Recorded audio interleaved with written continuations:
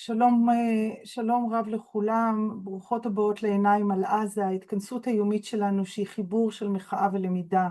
לפני שנתחיל עם השיחה היומית, אני רוצה להפנות את מבטנו גם לגדה. שם הרג מתנחל בשם ינון לוי את המורה ופעיל השלום עודה הדלין מהכפר אום חיר, וחזר למקום על מנת להורות לצבא לעצור את בני משפחתו של הנרצח. והצבא לא רק שעצר אותם, אלא אף הגדיל לעשות וחזר לפרק את סוכת האבלים שהוקמה לזכרו יום למחרת. מי שעקב אחרי ההרצאות כאן, ובייחוד הרצאתו של מירון רפפורט, אולי לא יופתע, אני מקווה, אבל להזדעזע לדעת שאותו מתנחל, ינון לוי, עובד כקבלן משנה של צה"ל בהריסות בתים בעזה. מהשבוע הקרוב אנחנו נתחיל לשלב בהרצאותינו על עזה גם כאלה שיתנו זרקור על הגדה, ואף על הפלסטינים של כאן בגבולות 48, מתוך הבנה שהדברים אינם מנותקים. אבל היום אנחנו שמחות לארח את פרופסור עמוס גולדברג מהאוניברסיטה העברית, חוקר שואה וג'נוסייד, שידבר על זיכרון השואה והג'נוסייד בעזה. עמוס ידבר במשך 8-9 דקות, ואחר כך נשאיר זמן לדיון קצר. אני מזכירה שאפשר לשאול שאלות בכתב בצ'אט, ואני אקריא אותם לעמוס. עמוס, תודה רבה שהצטרפת אלינו, הבמה שלך. תודה רבה. אני אנסה לתת איזו סקירה היסטורית קצרה, ואיך הגענו עד הלום. במשך שנים נשאלה השאלה הטיפשית בעיניי, מה יקרה עם זיכרון השואה כשאחרון העדים ימות? כאילו זיכרון תלוי רק בעדים, כאילו היהודים לא זוכרים את חורבן הבית והנוצרים את צליבתו של ישו ועמים אחרים את שאירע להם, בלי לשים דגש רב על העדים והעדות. במקום זאת היה עלינו לשאול מה יהיו ההשלכות הפוליטיות, כשכל הדור שחווה את זוועות מלחמת העולם השנייה, פצצת האטום, הנאציזם והשואה ילך לעולמו. היה עלינו לשאול את השאלה הזאת ולנסות להיערך בהתאם. כי הדור שהזיכרון היה אצלו חי הבין שעל מערכות הפוליטיקה, המשפט והתרבות הלאומיות והבינלאומיות לרסן באיזה אופן את היצרים והאידיאולוגיות הלאומיות והאחרות שיכולות להביא לכאלה קטסטרופות. ועתה, כשהזיכרון הזה כבר אינו זיכרון חי, מתפרצים חזרה כל כוחות האופל, ולמרבה האימה, זיכרון השואה במקום לרסן אותם, מאפשר אותם ואולי אפילו מעודד אותם. בוודאי כאן אצלנו בהשמדת עזה, ובאופן כללי בנכבה מתמשכת נגד הפלסטינים. האסוציאציה הראשונה של מרבית הישראלים, ובוודאי של ניצולי הטבח ב7 לאוקטובר, כמו אלה שנסגרו בממ"דים למשך יום ואף יותר, מבלי שיכלו להשמיע ציוץ, הייתה מהשואה. אך אנלוגיות אותנטיות אלה, שצמחו באמת מתוך עולם אסוציאציות יהודי מודרני, הומרו במהירות למטבעות פוליטיות מעוותות, שנועדו להגביר את האימה והחרדה, שגם כך היו בשיאם, ולהצדיק אלימות גנוצידית נוראה שהתפרצה נגד רצועת עזה. הביטוי, היום בו נהרגו הכי הרבה יהודים מאז השואה, הוא אולי נכון עובדתית, אך הוא יוצר זיקה ואנלוגיה מוטעית, כאילו יש המשך בין השואה ל7 באוקטובר, כאילו יחסי הכוחות בין היהודים באירופה לגרמניה הנאצית זהים ליחסים בין מדינת ישראל, בעלת אחד הצבאות החזקים בעולם, לחמאס, ברצועת עזה הענייה, הקטנה והסגורה. וכאילו המניע הוא אותו מניע, אידיאולוגיה אנטישמית רצחנית וגזענית, שאני לא אומר שלא קיימת, אבל בכדי להסתיר כמובן את הסיבות האמיתיות שהובילו את החמאס הפוליטיות למתקפתו הפושעת והבלתי נסלחת. את העיוות הזה ידדו ראשי מדינה אשר בעודם מדברים על השמדת עזה ומוציאים זאת לפועל, כינו ועודם מכנים את החמאס, את הפלסטינים בגדה ולעיתים אף את הפלסטינים כולם, כנאצים, ואף הציגו את המלחמה כמלחמת בני האור בבני החושך, כמלחמת בנות הברית בגרמניה. את המסרים הללו ידדו גם ראשי מדינות המערב, וביניהם גם נשיא ארצות הברית דאז ג'ו ביידן, ולשיא של גרוטסקה והתקרבנות הגיעה משלחת ישראל באו"ם, כשב-30 לאוקטובר בדיון במועצת הביטחון ענדה כולה טלאי צהוב, וזאת תוך כדי שישראל ממטירה פצצות על עזה בעוצמה ובקצב שלא נודעו כמותם במהלך המאה ה-21, בחודש שהיה הקטלני ביותר לילדים במאה ה-21. הדה-הומניזציה של דימוי הפלסטינים לנאצים התירה למעשה כל רשן שכנגד הנאצים, ובכדי למנוע שואה שנייה, כל אמצעי וכל אלימות הם לגיטימיים. מראשיתו זיכרון השואה עכשיו אני רוצה ללכת טיפה אחורה. מראשיתו זיכרון השואה במערב, שהפך מאוד דומיננטי באירופה וארצות הברית וגם הרבה מעבר להן, משנות ה-80 וה-90 של המאה הקודמת, ניזונו משני סנטימנטים שונים. הראשון, הייתי מכנה אותו סנטימנט דמוקרטי או מוכוון זכויות אדם. המסר היה, אנו זוכרים את השואה בכדי לבסס את משטר זכויות האדם, את הערכים הדמוקרטיים ואת המאבק בגזענות. נזכור מה קרה כשהם קרסו, ולכן לבצר את הערכים הללו. הסנטימנט השני היה האמפתיה כלפי היהודים עצמם כקורבנות העיקריים של הנאציזם ותפיסתם כאחר האולטימטיבי של אירופה מדורי דורות. שני סנטימנטים אלה הטעינו את זיכרון השואה וגם את המחקר, חייבים להגיד, בליבידו מוסרי אדיר, והעניקו לו משמעות וחשיבות מיוחדים. אך בין שני הסנטימנטים הללו שרר מהרגע הראשון מתח מסוים, שהראשון הוא אוניברסלי והשני הרבה יותר פרטיקולרי, אבל זה בא לידי ביטוי מיוחד וממש סתירה ביחס לישראל, שהרי מצד אחד בהקשר של השואה הייתה זו מדינת היהודים שהתשובה הניצחת הראויה והצודקת לשואה ולאלפי שנות אנטישמיות, אולם מצד שני יותר ויותר הוכרה ישראל כמדינה שמפרה באופן חמור מאוד זכויות אדם ושאיכותה הדמוקרטית הולכת ומוטלת בספק. אך בשנות ה-90 בהם התגבשו מרבית המוסדות והנחות היסוד של התחום הזה של זיכרון השואה ולימודי השואה, היו אלה שנות אוסלו שבהן נתפסה ישראל כמדינה שוחרת שלום והסתירה הייתה נסבלת באותן שנים. הקרע הגיע בתחילת שנות ה-2000, במהלך האינתיפאדה השנייה וכינוס ועידת האו"ם נגד גזענות בדרבן שבדרום אפריקה בספטמבר 2001. שם נידונה ישראל לא בתוך שיח השואה, אלא בתוך שיח שהתפתח באותם שנים של הפוסט-קולוניאלי. שיח זה דן את ישראל ברותחין כמדינה קולוניאלית או של קולוניאליזם התיישבותי, כפי שבא לדבר לידי ביטוי בסיכום הוועידה של כנס ארגוני זכויות האדם שהתקיים בחסות הוועידה אך במקביל לכינוס הדיפלומטי העיקרי. בהצהרת הסיכום גונתה ישראל כמדינת אפרטהייד והוצבה בין המדינות הכובשות ומפרות זכויות האדם, הואשמה בטרור אתני ואפילו מעשים של רצח עם, וההצהרה קראה להטיל עליה חרם. תשובתה של ישראל למגמות הללו הייתה להגביר את מאמצי הגלובליזציה של זיכרון השואה, וכך ב-2005 קיבל האו"ם ביוזמת ישראל את ההחלטה על 27 בינואר, יום שחרור אושוויץ בידי ברית המועצות, כיום השואה הבינלאומי. ההחלטה הייתה יוזמה של משרד החוץ הישראלית במטרה ברורה, כפי שציין לימים במפורש רון אדם ממשלחת ישראל באו"ם באותה תקופה, שהוא היה גם היוזם שלה, לספק אלטרנטיבה לנרטיב הפלסטיני שהיה דומיננטי לתפיסתם במוסדות האו"ם. במקביל עשתה ישראל כל מאמץ להפוך כל ביקורת חריפה כלפיה וכלפי הציונות כאנטישמיות. מאמצים אלה הגיעו לשיא ב-2016 כשגוף בינלאומי המופקד על זיכרון השואה, שנקרא The International Holocaust Remembrance Alliance, או בקיצור IRA, שבו 35 חברות, כמעט אך ורק מערביות, התקבלה שם הגדרת אנטישמיות שכמעט כל המדינות המערב אימצו, ושלמעשה הופכת ביקורת נגד ישראל ונגד הציונות לאנטישמית. השפעתה של ההגדרה ורוחה הן אדירות, הן ממשטרות את כל השיח במערב. ההגדרה משמשת היום ככלי העיקרי בדיכוי המחאות נגד ישראל בעולם ובביצור התמיכה בה. למעשה היא משמשת את ממשל טראמפ במאבקו נגד האוניברסיטאות ודרדור אמריקה למדינה אוטוקרטית. וכך קרה ששלוש המדינות שזיכרון השואה הוא הדומיננטי ביותר בהן, ושהשקיעו מאמצים אדירים בשלושת או ארבעת העשורים האחרונים להפוך את השואה ואת המאבק באנטישמיות, לא אנטישמיות אמיתית, לגלובליים, ישראל, ארצות הברית וגרמניה הם המדינות המעורבות ביותר בג'נוסייד בעזה. ישראל כמבצעת וארצות הברית וגרמניה כשתי התומכות החשובות ביותר שלה. לא ייפלא אפוא שאתמול הודיעה ברזיל שהיא פורשת מארגון האיירה שאותו הזכרתי, שבו היה לה מעמד של משקיפה.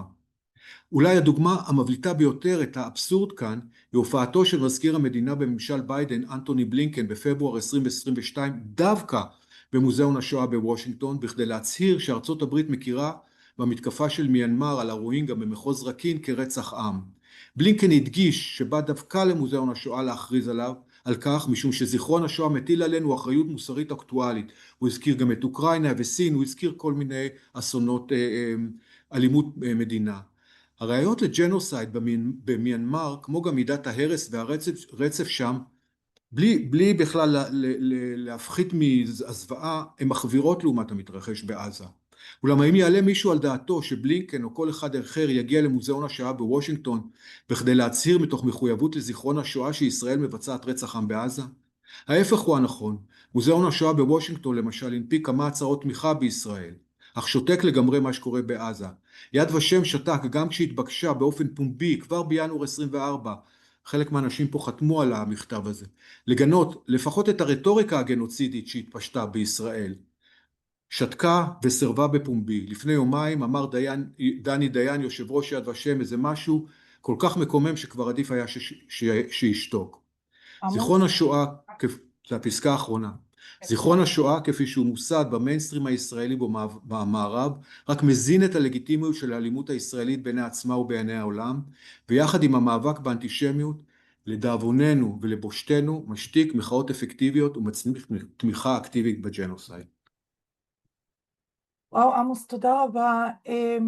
טוב, נתחיל ישר בשאלות. יש כבר שאלה, שואל עידו, תודה על הדברים החשובים שהאירו את האופן בו ישראל עושה שימוש מניפולטיבי בזכר השואה, או בזיכרון השואה. אז שאלה אם לא ניתן להפוך את הקערה, האם ניתן להשתמש בכלים משפטיים או אחרים שגובשו להתמודדות עם מכחישי שואה, כדי להעניש או לפחות להוקיע את מכחישי רצח העם והערבה בעזה היום.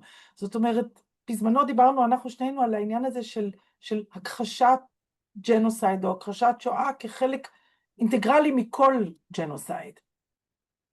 אז קודם כל, הצד השני של מה שאמרתי זה שאני חושב שבין הקולות שזיהו מוקדם, לאן זה הולך, ובין אם קראו לזה או לא קראו לזה, והתריעו,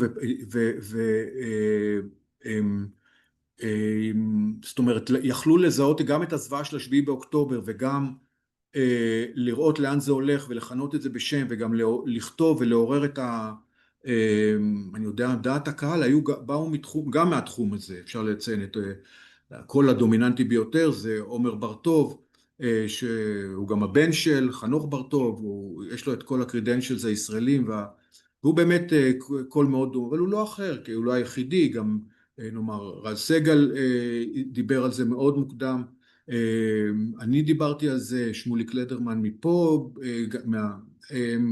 בחוץ לארץ עוד כל מיני חוקרים של ג'נוסייד ארמניה. זה הצד השני, זאת אומרת, זה בחוץ למיינסטרים זה דווקא המודעות. עכשיו, בקשר להכחשה, תראי, הכחשה היא, קודם כל המילה הכחשה, יכולת לזהות, היא צומחת גם כן מהתחום הזה, ולא רק מהתחום הזה, אבל אנחנו יודעים שזה יהיה מאבק ארוך, ארוך, ארוך, ארוך, ארוך. לא, אני לא יודע מה, טוב, בעיניי אין, גם עכשיו יצאו 2 דוחות של בצלם ושל רלה, וזה, אני לא יודע מה ה-ICJ יחליט בסוף, כי הרף המשפטי הוא מאוד מאוד גבוה, אפשר להיכנס לזה עוד שנייה, הוא מאוד מאוד גבוה בהחלטה על ג'נוסייד, והשאלה איך ינהג ה-ICJ זה לא, באמת לא ברור. אבל מבחינה היסטורית וסוציולוגית אני לא חושב שיש הרבה אפשרות לחשוב אחרת, ורשימה של חוקרים ומוסדות וארגונים שרואים, ומשפטנים ביניהם החשובים ביותר בעולם כמו וויליאם שבאס, רואים בזה היום באמת ג'נוסייד. בין אם כך ובין אם אחרת, על פשעים המוניים אין מה לעשות, מה זה מערך מאוד מאוד מאוד, מערכה מאוד ארוכה, וכן, אני חושב שלא רק מה שהכחשת השואה, אלא גם הכחשת הג'נוסייד הארמני, שעד היום ממשיכה. אנחנו כבר רואים את הניצנים של החיקוי של זה, יש מכונים שלמים שנועדו והיסטוריוגרפיה שלמה שנועדה לספר את הסיפור באופן אחר ומעוות, וזה קורה בכל מקום.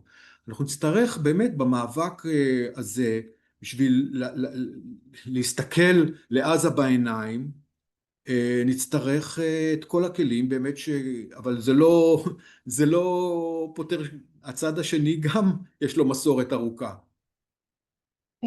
עמוס, אני מניחה שאתה מכיר את הטענה של נעמי קליין, שאומרת שבעצם זיכרון השואה ותעשיית זיכרון השואה, הטענה שלה היא שהיא נועדה להשאיר אותנו במצב טראומטי מתמשך, זאת אומרת לא להגיע לפוסט-טראומטי, אלא במצב טראומטי מתמשך, כמי שתמיד נלחמים על חייהם, מה שהיא אמרה כשהיא באה לראות את הנובה ואת אתר זיכרון של נובה, היא אומרת שבעצם פעולות הזיכרון הקולקטיבי של 7 באוקטובר, של הנובה, בעצם משחזרים באמת את הדבר הזה, שאנחנו כל הזמן בתוך הטראומה, זאת אומרת שהתפקיד של זה להשאיר אותנו בתוך השואה כל הזמן, ושזה משמש תפקיד פוליטי. אני חושב שיש בזה מידה מסוימת של אמת, אבל זה לא יכול זה לא ממצה את זה, כי מצד אחד, אני חושב שאין אפשרות להימנע זאת אומרת, גם לא רק שאין אפשרות, יש חובה מסוימת לזכור, ויש חובה לזכור גם מסיבות אתיות, כלפי הנספים, כלפי האירוע עצמו, שהוא באמת, כשאנחנו מדברים על זה אסור לנו לשכוח באמת את עוצמת האירוע עצמו, אבל אני חושב שאנחנו זוכרים אותו בצורה באמת, אם הייתי מדמה את זה לטיפול פרטני, אין בו שום עיבוד של הטראומה, אלא יש בו רק אקטינג אאוט שלה כל הזמן, על ידי, אפשר להיכנס באמת למושגים תשמעו, האנלוגיות, אני לא אומר ההיסטוריות, אבל לפחות האסוציאטיביות בין מה שקורה והצורת הדיבור הן בלתי נתפסות. זאת אומרת, אני אתן רק דוגמה אחת, למיטב הבנה, אני קצת בדקתי את זה, אולי שתי ערים הושמדו אחרי הקרבות, כמו שישראל משמידה בצורה יסודית את רפיח, את ג'באליה, את ח'אן יונס, וזה בעצם אולי גרוז'ני ובעיקר ורשה אחרי, אחרי המרד הפולני בקיץ 44, שנהרסה אחרי המרד בצורה טוטלית, עם נימוקים די דומים. עכשיו, במקום לאבד את זה בזיכרון מאבד, שגם שם לב לא רק לקורבנות, אלא גם להבין את שורשי האלימות המודרנית, אנחנו לא עושים את זה בכלל. אנחנו לא מרחיקים את זה, לא, זה ייחודי, זה אי אפשר ללמוד מזה כלום, אי אפשר ואז אני חושב שמה שהיא אמרה, בקיצור, הוא נכון באופן חלקי, כי יש עוד גם מנגנונים פוליטיים ושיחניים ותרבותיים שהם הרבה מעבר לזה. זה לא רק משאיר אותנו. כמו שהראיתי, אני אגיד ככה, רון אדם שבאמת יזם את זה, והוא אומר את זה במפורש, בשביל להיאבק בפלסטינים, הוא עשה את זה בצורה אותנטית, אבל זה כאילו נתפס מובן מאליו, שהלקח של השואה זה שאנחנו יותר צודקים מהפלסטינים. ואז בעצם מפה רק זה יכול להידרדר, כי אם זה אנחנו מולם, הנאצים אחד, זאת אומרת, זה השואה שעומדת, אז אוי, אז the stakes are always so high, והגאולה היא כל כך משמעותית, כך אז אני חושב שהיא צודקת, אבל זה בעצם, זה לא רק זה הרבה יותר רחב. עמוס, אני רוצה להודות לך, זמננו בעצם תם. לא, סליחה, יש לנו עוד 2 דקות. ויש לי עוד שאלה כאן. סליחה, השעון שלי במחשב לא בסדר. האם יש דרך להיאבק בהנדוס תודעת השואה בשיח הישראלי? האם המאבק ארוך השנים שלך ושל חוקרי שואה אחרים נשא איזשהו פרי? בהינתן חשיבות השיח הציבורי והמתן לגיטימציה למלחמה, העניין הזה הוא בנפשנו, כותב עידו, אולי צריך להגדיל את המאמצים בהקשר הזה ולנסות להשפיע לעצב את השיח הציבורי דווקא על השואה. אני חושב אנחנו ממש צריכים, אני מסכים איתך עידו, אז זה צריך ממש להתחיל מבראשית. יכול להגיד שבאחד הדברים, לומר שבאוניברסיטה העברית, פרופסור דני בלטמן, שבינתיים פרש לגדמעות, והוא שותף גם למאבק הזה וגם לדרך, וגם כתבנו מאמר בארץ ביחד על הנושא הזה, אנחנו ניסינו להכניס והצלחנו שלימודי שואה יהיו גם לימודי ג'נוסייד, ואז זה הופך את קצת איזה מבט אוניברסלי, בלי לאבד את הפרטיקולרי, וגם לא רק על כמה אנחנו קורבנות וכמה היה, אני כותב על גטו ורשה, זה לא ומה קורה לה, אבל זה הכל צריך להיות הרבה יותר היסטורי ופוליטי. זאת אומרת, גם כשאפשר, טוב, אפשר להיכנס גם איך לכתוב את ההיסטוריה של היהודים, מבלי זה דורש, כן, זה דורש רוויזיה. ויש כאלה שעושים את זה, ובאקדמיה, אבל כמו שאתם יודעים, כמו שאנחנו פה עכשיו, לאקדמיה, בניגוד אולי לפני 40-50 שנה,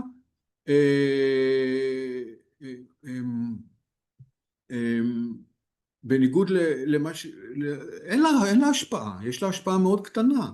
זאת אומרת, אז אתה מרצה איפה שמזמין, אנחנו מדברים, אנחנו מפרסמים, אבל יש את העולם המקביל של ערוץ 14 והאקדמיה שלהם, וגם אצלנו המיינסטרים בתוך האוניברסיטאות הוא מייצר את אותו נרטיב שהוא לא רק קורבני, אני לא עשיתי פה, הוא באיזשהו שלב יהפוך להיות הרסני ואפילו רצחני, זאת אומרת הוא מסוכן. זהו, אז אני לא, אז כן, יש מאמצים across the board, גם פה וגם בחוץ לארץ, ובחוץ לארץ, ויש כתבי עת, אבל, נו, אז מה? נו, אז מה זה, זו שאלה קשה לסיים איתה, אבל אנחנו נאלצים לסיים, כי עכשיו באמת נגמר הזמן. אני רק אשאיר פה עוד שאלה שנשאלה באוויר, על העניין של דה-הומניזציה, ואולי נעשה את זה אצלך, זאת אומרת, הקשר אז, בין שואה ודה-הומניזציה. אתה רוצה כן להגיד אז משפט על אני לכאורה? אגיד על זה נורא במשפט, אה, אפילו הדה-הומניזציה, שיח של דה-הומניזציה הוכר על ידי חלק מבתי המשפט כשיח גנוצידלי, כי זה נמצא תמיד בכל אלימות המונית, וזה נכון שזה קיים גם בצד השני. העניין הוא שבשביל, על מנת, צריכים עוד בשביל שתתרחש אלימות המונית בקנה מידה כמו שאנחנו רואים בעזה, אז באמת אני מניח שזה גם מה שאפשר את השביעי באוקטובר על הזוועות שבו, אבל מה שמאפשר באמת זוועות בקנה מידה זה כוח, ואי אפשר שלא לנתח את היחסים בינינו לבין רצועת עזה והפלסטינים, זה היכולות האינסופיות של ישראל גם מבחינה צבאית, גם מבחינה כלכלית, גם מבחינה דיפלומטית, לעשות מה שהיא רוצה. בתוך זה שיח הדה-הומניזציה נותן, אפשר לנתח את זה ברזולוציות הרבה יותר מתוחכמות, אבל בסופו של דבר הוא מאפשר בלי להרגיש רע. עמוס, אני מקווה שזה בסדר מבחינתך, אני שמתי עכשיו בקומנטס את הדברים, וידאו של הדברים שאתה אמרת במסיבת העיתונים של שביתת הרעב ביפו בתחילת השבוע, אז מי שרוצה את זה, זה נמצא עכשיו בקומנטס, נשאיר את זה עוד דקה שתיים פתוח. עמוס, מי שרוצה את הגרסה היותר רחבה, זה התפרסם היום בשיחה מקומית לפני שבוע או שבועיים, מלעולם לא עוד לעוד ועוד. אז גם זו חפשו גרסה. מלעולם לעוד, לעוד ועוד של עמוס גולדברג באתר שיחה מקומית. עמוס, אני ממש ממש מודה לך על הדברים החשובים והמעוררי מחמר שנותנים לנו עוד מסגרת להבין את מה שקורה לנו ומסביבנו ובידינו. אנחנו ניפגש שוב מחר בשיחה עם עורך דין ספיר סלוצקר אמרן, שתדבר על כיסא התנגדות למלחמה, מחר בשעה 2 בעיניים על עזה. תודה רבה לכולכם שבאתם. תודה תודה רבה. רבה לעמוס על הרצאה מאלפת.